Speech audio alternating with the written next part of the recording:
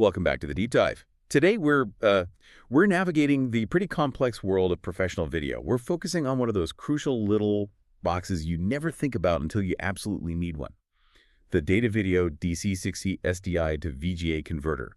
So our mission today is to really understand what makes this specific device work, what makes it reliable and, essential for anyone needing to plug broadcast-grade gear into a regular display. Exactly. I mean, at its core, the DC60 is built to solve a very specific problem. We're talking about converting professional signals 3G, HD, and SD SDI straight to VGA. And the key here is really the 3G SDI support. Okay, so that's for the high-end stuff. Yeah, that's the bandwidth you need for, say, live sports or a high-quality broadcast feed, and then getting that signal onto a basic projector or an older monitor. Got it.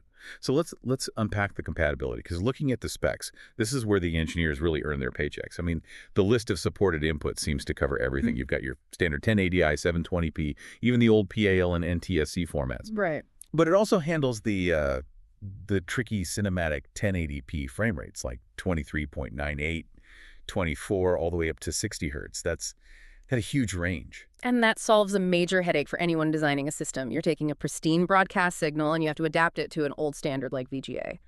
But the DC60, it makes sure that translation doesn't become a quality bottleneck. It can still push high resolutions like 1920 by 1200 or 1920 by 1080 on the VGA output. It cleans up that signal really nicely. And to make sure that clean signal actually survives the journey, I'm seeing it has some other features built in. An equalizer, reclocking, and an SDI cable drive. Yes. That's basically the signal's life support system. Yeah. That's how you can run a really long cable, 100 meters, maybe more, and the signal that arrives at the display is still clean and stable.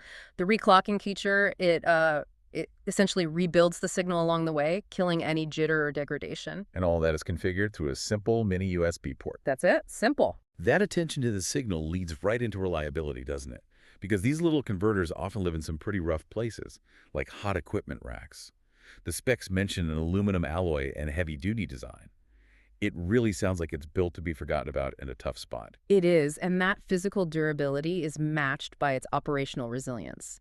The really interesting thing here is the low heat dissipation. Right, it runs cool. Very cool. It only draws about 3.6 watts of power, which means it's perfect for being on 247, for years, even in a closet with bad ventilation. And it's tiny, too. And for any of our listeners dealing with public sector contracts or big institutional buys, there's one more detail. It's TAA compliant. Which is a crucial detail for that kind of work. Okay, so if the rugged build solves the physical challenge, this next feature solves the signal routing challenge. This is where it gets really interesting for me. The independent SDI loop through. This is the game changer. It answers a critical question. What happens to my perfect original SDI signal once I tap into it for a VGA display? And the answer is nothing. Exactly, nothing. The loop-through is completely independent. So whatever resolution changes you make for the VGA output, they have zero effect on the original SDI signal passing through the box. Wow. So you could feed a projector for a live audience with the VGA out while simultaneously sending that pristine, unaltered SDI signal to, say, a master recording deck or a broadcast truck. That's precisely it. That kind of independent routing is just massive for any complex live workflow. And it does all this on just 12 volts of DC power. Yeah. So when you step back and look at the big picture, this little box solves a huge operational problem.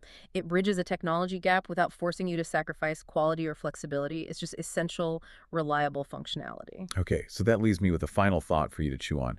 Considering the DC60's rugged design, that super low heat, and its 24/7 reliability, what kind of critical, non-stop professional installation relies on this very specific, unchanging SDI to VDA function? Where is failure simply not an option?